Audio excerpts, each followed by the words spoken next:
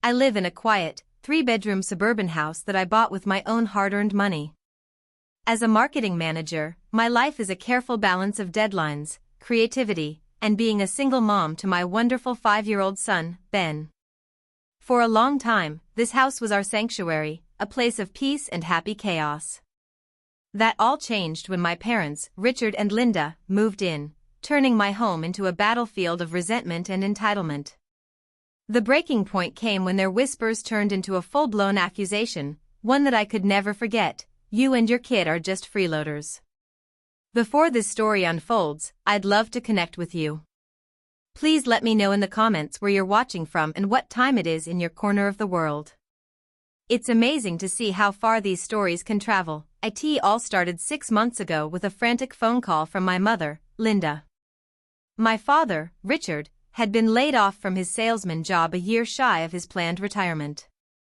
His pride, and their savings, had taken a massive hit.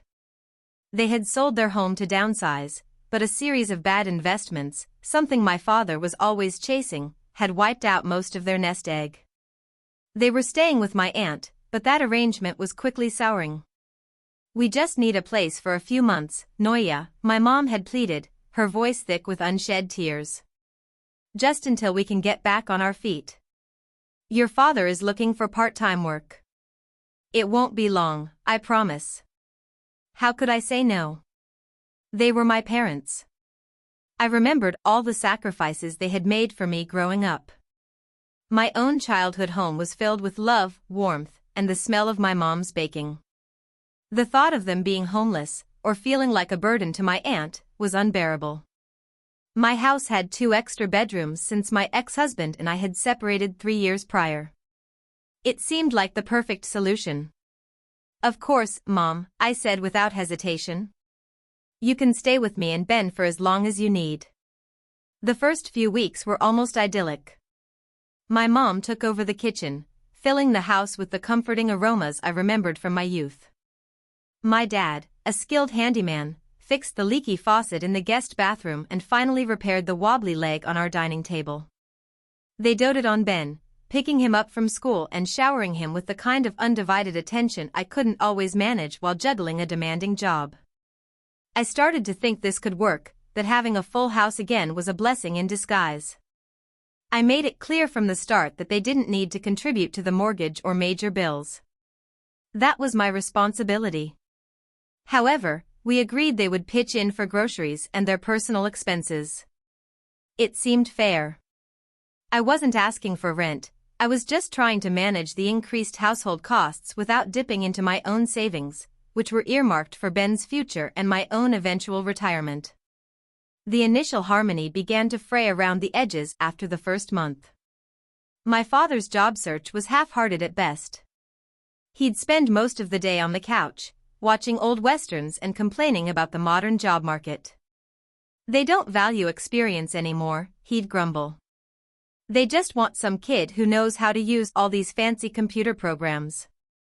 My suggestions of free online courses or local workshops were brushed aside with a wave of his hand. My mother, in turn, started making comments that felt less like helpful suggestions and more like passive-aggressive critiques. The way I organized the pantry was inefficient.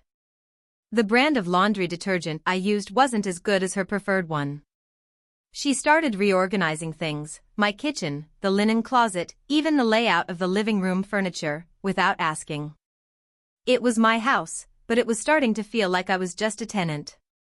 The grocery situation also became a point of silent tension. Their contribution was sporadic. They'd buy a carton of milk or a loaf of bread, while I was left to cover the bulk of the shopping, which had nearly doubled with 2 extra adults in the house. When I gently brought it up, my mother looked wounded. "We get what we can, dear. Our budget is very tight." I felt a pang of guilt and dropped the subject, resolving to just cover the difference myself. It was for my parents, after all. The breaking point didn't come with a bang, but with a slow, simmering boil that finally erupted on a Tuesday evening. I had come home late from a particularly stressful day at work.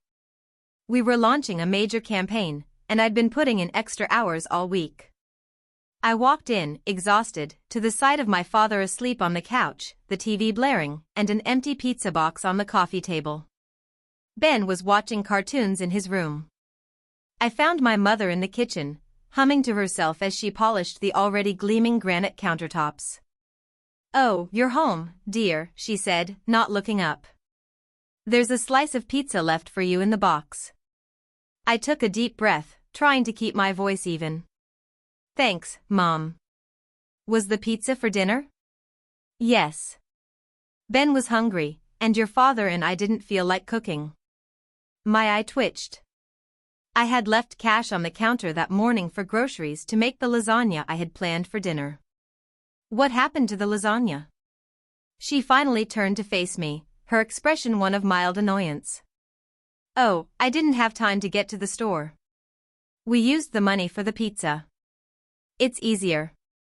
Something inside me snapped. It wasn't about the lasagna. It was about the complete disregard for my effort, my money, and my role in my own home. Easier for who, Mom? I worked a 10-hour day. I was looking forward to a home-cooked meal.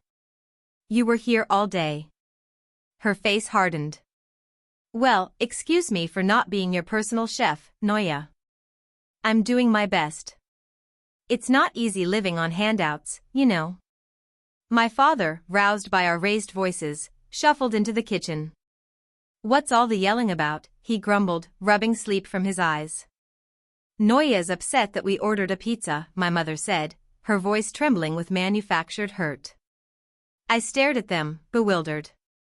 "I'm not upset about the pizza. I'm upset that you used the grocery money I left and didn't even bother to tell me. I'm upset that I come home from a long day to find the house a mess and no consideration for me at all." My father's face contorted into a familiar scowl, the one he used when he felt his authority was being challenged.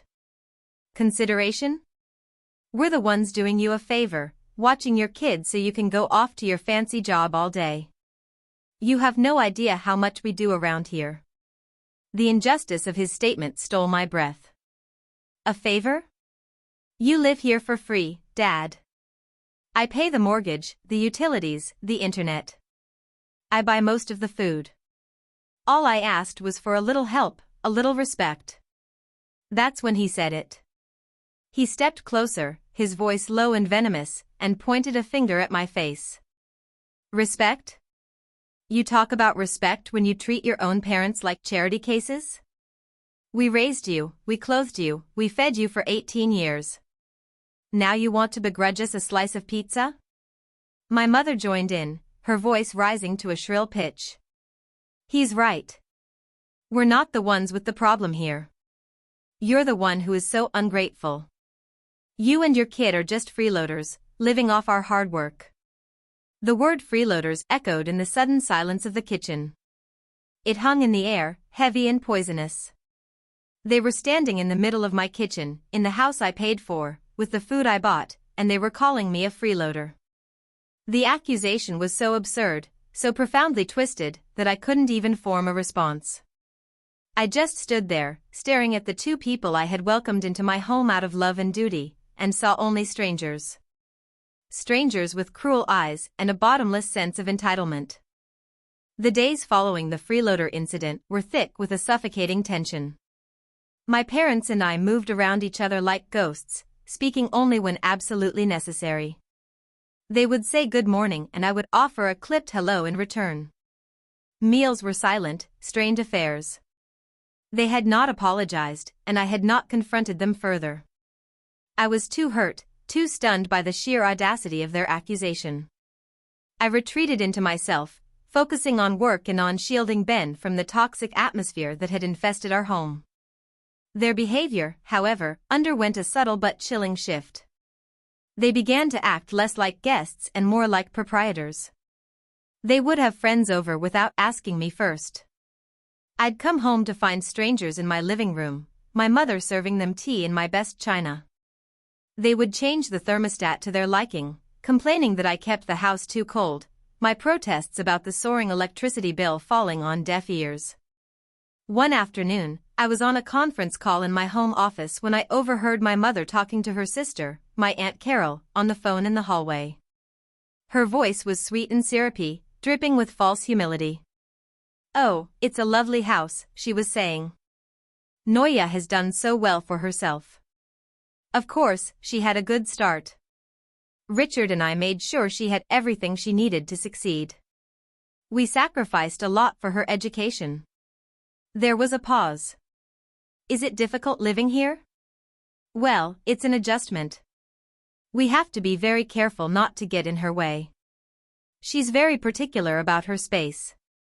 And with the little one, it can be quite chaotic. We help out as much as we can, of course. It's the least we can do, given the circumstances." I felt a hot flush of anger. The way she framed it, they were the long-suffering saints, patiently enduring the quirks of their difficult daughter. There was no mention of them living there rent-free, no hint of the financial support I was providing.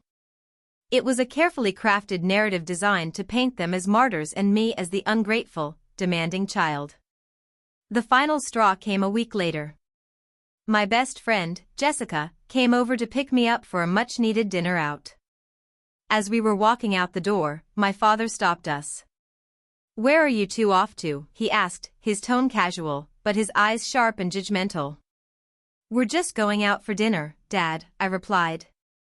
He looked from me to Jessica, a smirk playing on his lips. "Must be nice," he said, loud enough for Jessica to hear. "Spending money on fancy restaurants when some people are struggling to make ends meet." Jessica, who knew the whole story, looked furious. I felt my face burn with humiliation. I grabbed her arm and pulled her out the door before either of us could say something we'd regret. In the car, I finally broke down, the tears I had been holding back for weeks streaming down my face. "I can't do this anymore, Jess," I sobbed. "They're making me feel like a stranger in my own home. They've twisted everything to make me the villain." Jessica listened patiently, her expression a mixture of sympathy and outrage. "Noya, this isn't just about them being difficult guests," she said firmly. "This is emotional manipulation. They are gaslighting you. You need to do something. You need to find out what's really going on." Her words were a splash of cold water. She was right. This was more than just ingratitude. Their behavior felt calculated. The freeloader comment wasn't just a slip of the tongue in a moment of anger, it was a reflection of a deeper, more warped perspective they held. And I needed to understand it before it completely destroyed my peace of mind. Jessica's words echoed in my mind for days. I needed to understand what was really going on, but I didn't know where to start. The answer, it turned out, arrived in my mailbox, innocently tucked between a credit card offer and a local grocery flyer. It was a bank statement addressed to my father, Richard. Normally, I would have just placed it on the hall table with the rest of his mail, but the envelope was from a bank I didn't recognize, one I knew my parents didn't usually deal with.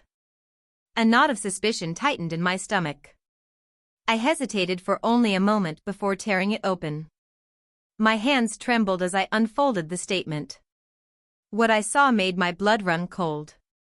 It was a statement for a high-interest savings account, opened just 4 months ago, 2 months after they moved in with me.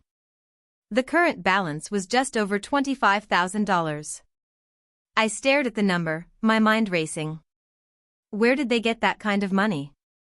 They had told me they were practically destitute, that their savings were wiped out.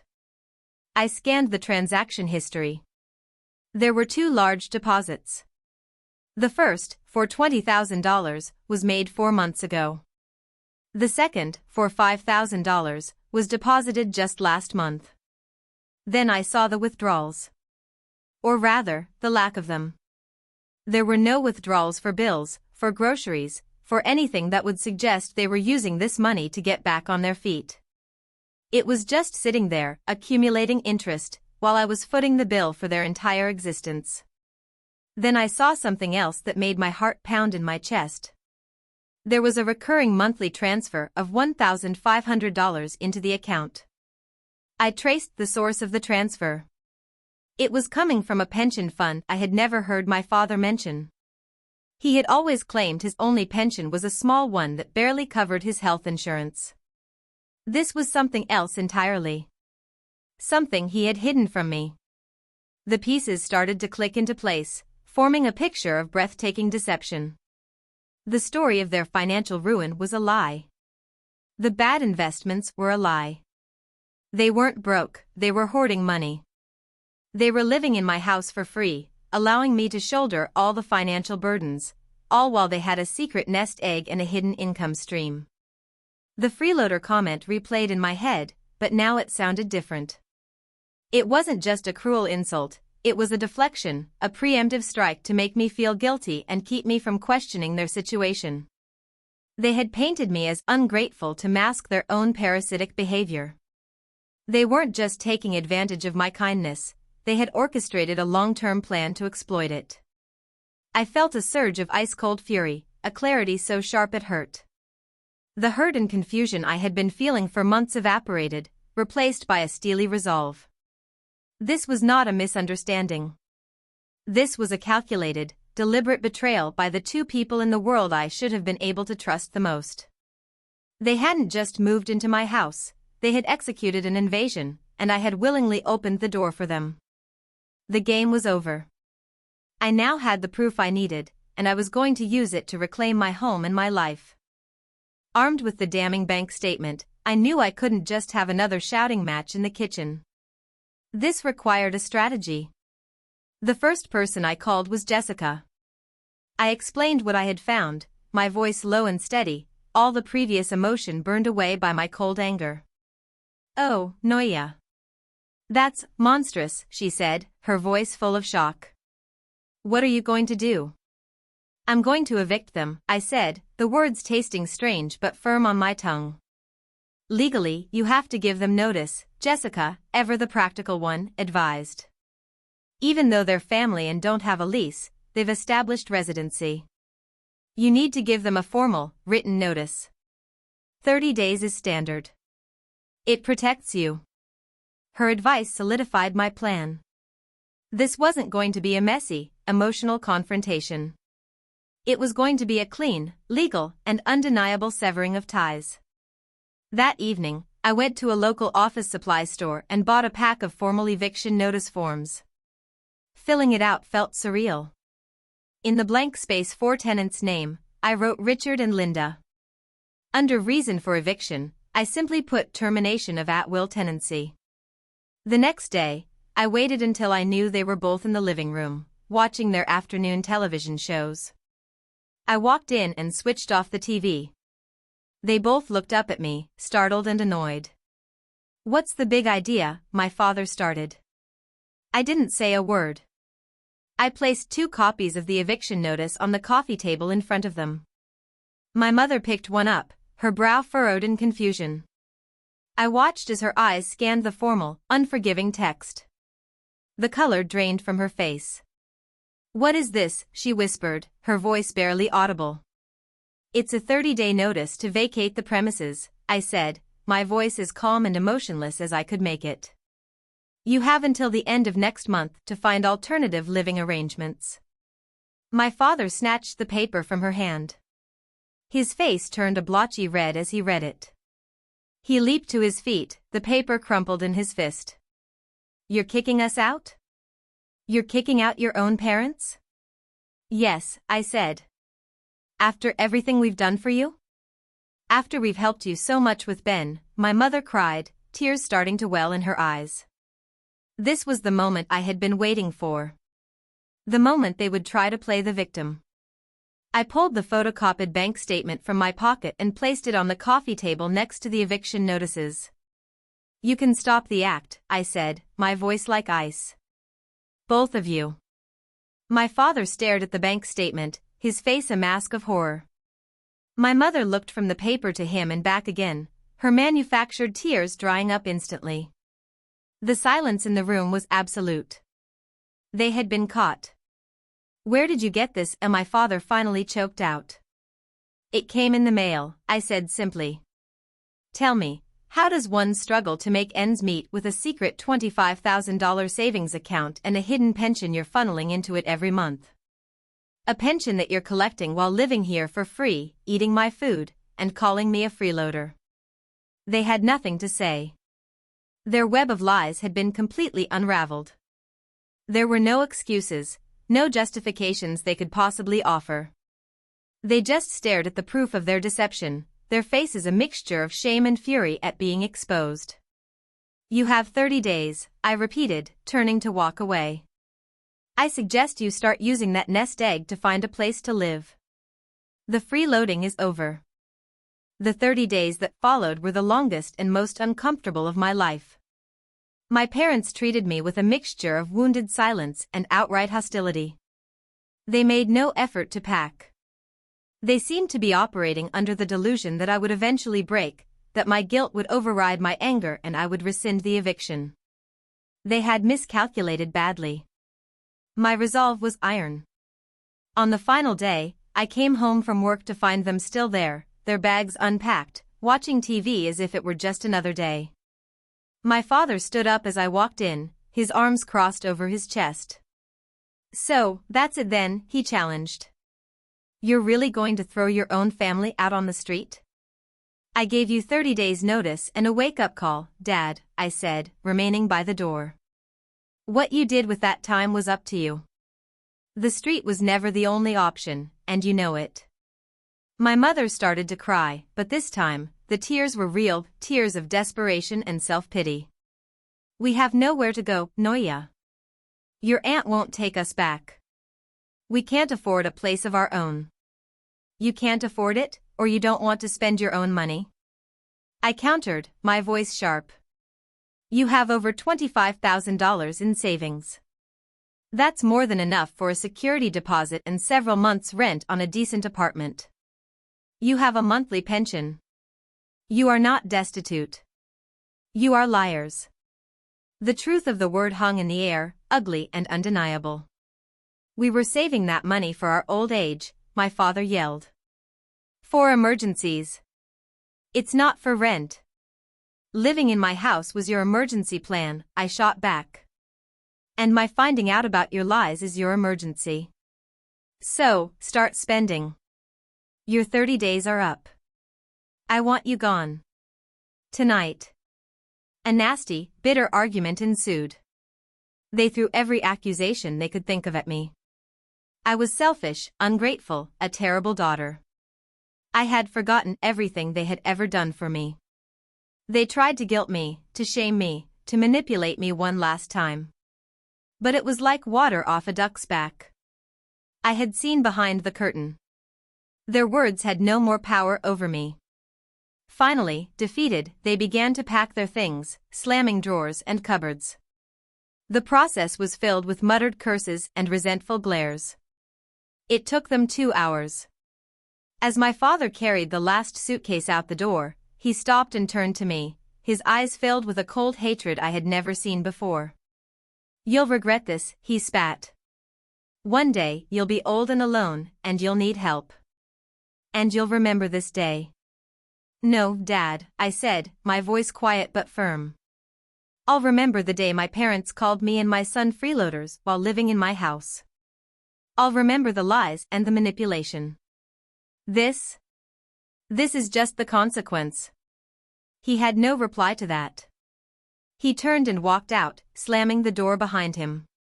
My mother followed, not even giving me a parting glance.